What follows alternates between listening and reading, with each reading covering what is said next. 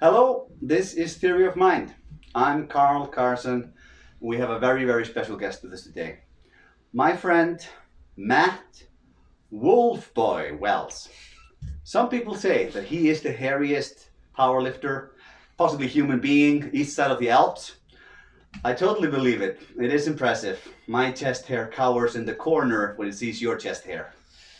Thank you for coming. Welcome. Well, thanks for having me, man. So, how's tracks? Well, things are going good. As you know, I used to work here with you, pretty close proximity, and recently made a bit of a change and started working out of my own place. I'm also an RMT, just like Carl. Yeah, we should maybe give a little feedback on the man. He is strength coach, he's a registered massage therapist, an all-round good guy. That's him, and he's also very sexual and hairy like animal. It's true. Now, tell people a little bit about where were you born? So I was born in Etobicoke, Ontario, which is somewhere in Ontario I haven't visited since I've been born there. I grew Etobicoke. Etobicoke, yeah. Yeah. Sounds like a power tool. Yeah, I wouldn't even know what it looks like, to be honest. Okay. But yeah, I was born there and grew up in Brampton, Ontario. Okay. Which is just a little suburb outside of Toronto. And then moved here when I was around 12 and been here ever since. How was it coming to the Rock from Ontario?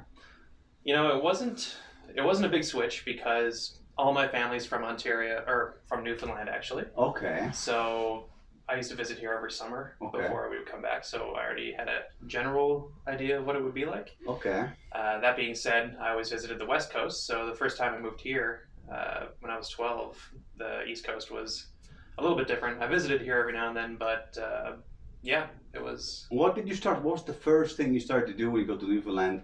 You're 12-year-old. Like, how do you get in the new friend swing of things? Like, what's the... how does one do that when you're 12? That's a good question. Basically all I did was just kind of wiggle my way into certain groups when I was in school and kind of just hung out there, made friends, and it was out in Paradise, which is about like 10 minutes outside of St. John's, 20 minutes outside of St. John's. And that's where I grew up, went to high school in Mount Pearl, which is again outside of St. John's, the center city. And yeah, so that's been my story growing up. How was it when you were coming here and starting all over? May I ask why did you guys move here? Oh, we moved here just because of family. Like all of us are from here. And all your family from here? Yeah. Okay. Yeah. My dad's side is from St. John's, and my mom's side of the family is from Stephenville Crossing. So way out on the West Coast. Yeah. And you went to high school. Yep. What happened after high school? You're what, 16? When was one finish high school? I'm not quite sure. I'm not from here. That's a good question. 17. 17. Okay. What happened? You're 17. You're hairy. You finished the high school. What does men do then? I wasn't that hairy back then. Okay. Okay. It was starting. Okay. The hair loss was starting, and the hair growing on the chest was starting. Okay. So is that kind of migration pattern? It is. Yeah. You kind of lost it from here, and I gained it basically from my chin down. Okay. Legit. Yes. So does it make you stronger? I like to think so. Okay. Every time I wax it, I lose kilos off my squat. So yeah, I believe it. Like if I would wax off my beard, that would bench like 200. Yeah, yeah. So yeah, after high school, funny enough, I joined the military reserves. So there was no actual thought process put into that. One of my good friends messaged me one day as soon as we graduated, shortly after we graduated, and he said, "I'm joining the reserves. Do you have anything better to do this summer?" Jeez. And I said, "No." So that's it. That was it. I always thought military men had this like, I wanted to protect and serve my country kind of a thing, like America. No. Well, first of all, it wasn't like it wasn't reg force, so. But still, it was the military reserve, and how does that work for someone who's a foreigner like me? We don't have an army. The police doesn't have guns. Like, how does that whole shebang work with the reserves? Like, right. So the reserves. Part-time soldier, or yes, that's exactly it. So part-time. So the biggest as far as I know, this might not be exact stats, but as far as I know, like the biggest proportion of people who make up the reserves are usually post-secondary students. Okay. For the reason for that is because obviously it's part-time. It's not a bad paying gig. Okay. And they do provide some funding for post-secondary education. Nice. Yeah, which is a really big draw for them. What does a young man learn in the reserves? Like, if you would take one lesson from your experience there.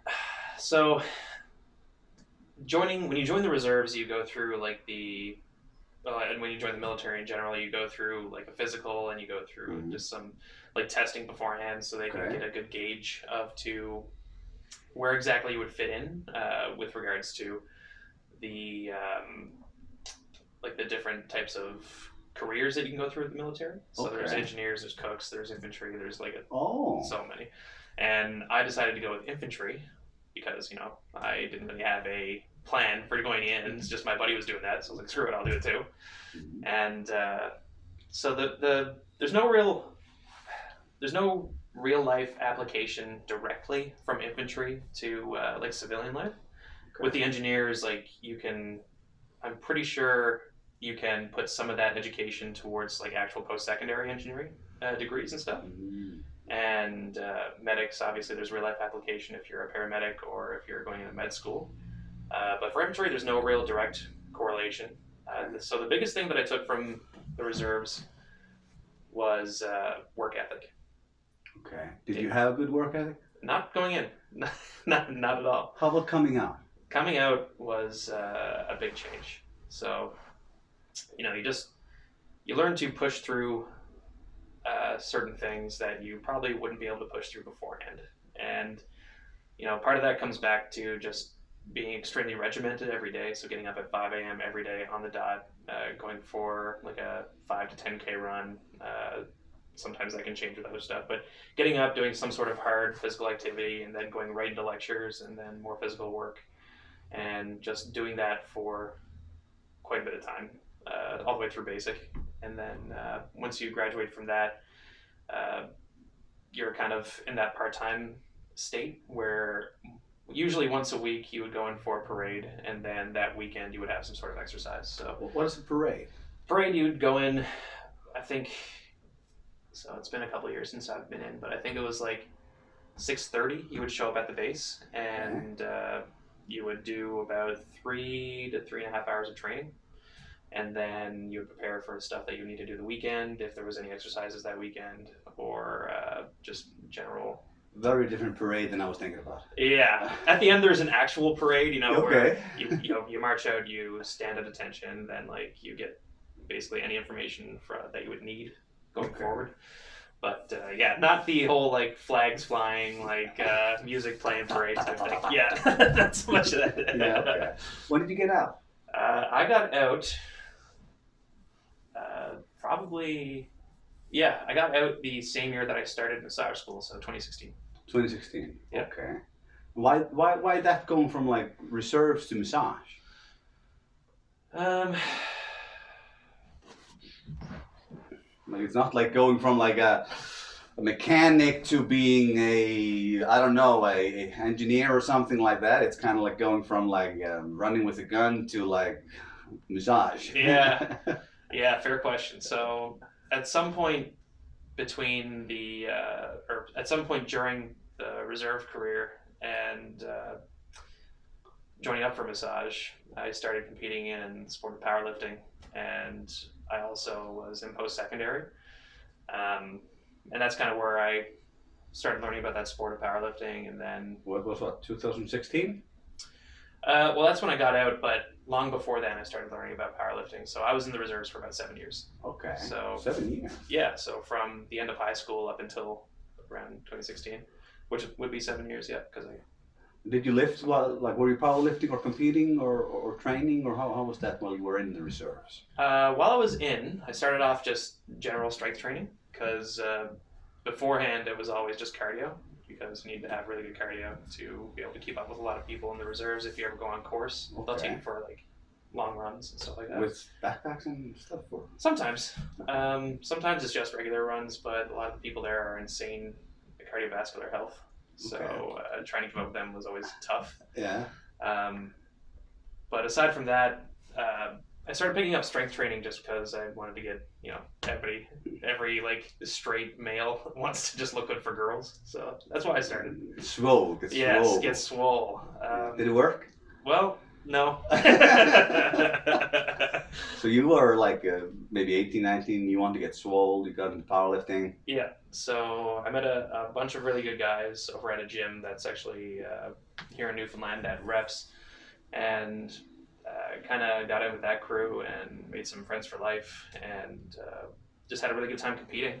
And somewhere throughout that journey, one guy that I was in the reserves with who did strength training, not necessarily powerlifting, also did massage therapy. And What's that? What's that? Who was that?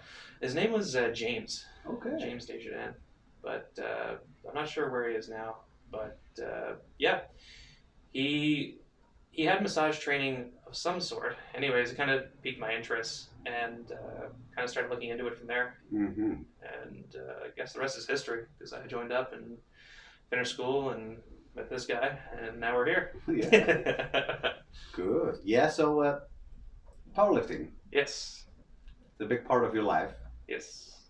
When did it become, I just don't want to get swole, but I want to actually like compete and be a powerlifter? How did that happen? It's funny because these days I don't necessarily consider myself a powerlifter anymore. But you do compete. I do compete. I try to get in one competition a year. Okay. Back when I first did my competition, which was back in 2013, that was my first one. I pretty much did every competition that came up for like 3 years straight. Okay. Because I was always competing in that cycle of preparing and competing, I never really made a ton of progress after like the first year. Okay. But it was still fun to me. And but yeah, these days I like to experiment a little bit more in the gym.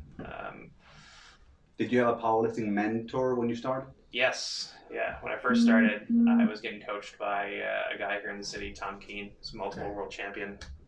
Legit. But yeah, he's a really strong guy, really nice guy. And he kind of taught me a lot of the stuff that I still kind of employ these days. And yeah, nowadays I'm self-coaching. I've been doing that for about 4 years now. Mm-hmm. But yeah, it's just a lifelong journey of learning.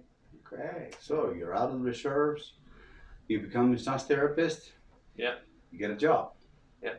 Where was that and how? So are you talking about my first massage job? Yeah. Yeah, so I graduated school and right away I got into working at one of the bigger massage companies here in the city. And so it was a good learning experience for what it was, like getting out of school and getting your first job, just seeing like the ins and outs of how like a bigger clinic works, and just getting rid of that initial kind of fear of treating the general public in not a clinic like a student clinic, but in an actual clinic, and just getting the nerves out that way. These days I'm self-employed. Yeah. But you have changed your life around quite a bit, and I kind of have the inside scoop on that a little bit. Mm-hmm. You were working at this clinic, and things were going well for you. Mm-hmm. Then this bearded fellow with an accent approached you and tried to get you to go, all on your own. Yeah. And tell us a little bit about that transition from being an employee to changing into something maybe not just a massage therapist. Yeah. So there's no thing is just, but like let's leave it at that. Yeah. So that transition was probably one of the hardest things I've ever done in my life.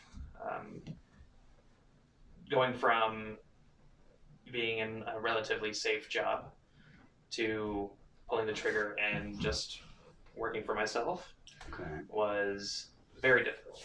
Yeah, I approached you and kind of started to pull your strings. Yeah. And you gave it 6 months. Yeah. And I pulled your strings again. Yeah. And you pulled the trigger. Yeah. And how was that thing going from a job to like, boom, I'm self-employed, everything rides on me? Was it hard? The way I like to view it is, it was a big crucible for me. So a lot of things were happening really fast, to me really fast, and for me to give up like a safe job and go out on my own and just hit the ground running, own company, stuff like that. It was a big transition. It in the long term, looking back, it was probably the best decision I've ever made. Just comparing the amount of stuff that you need to learn compared to the stuff that you could learn when you're working for somebody, it's vastly different. Obviously, like when you're working for yourself, you need to learn these hard lessons that sometimes just come with making the mistakes and learning from them. Yeah. But it's something that should happen. I mean, if I didn't learn those things now, down the road, I would have to learn them anyway. Because at the end of the day, while I enjoyed working for somebody else, like working for yourself allows for much more creative freedom in how you address certain things, and you know you can do your own advertising. Obviously, everything is under your control, so you can really push things in the direction you really want, which definitely adds for a lot more enjoyment when you go to work. Yeah. What would you say about like when I always say to people, I try to push people and take someone every year and I try to really push them, and I know I could be annoying with it. Yeah, it's kind of a thing. But like pushing people into discomfort, there's growth in discomfort. Yeah. Would you say it's true? It is true.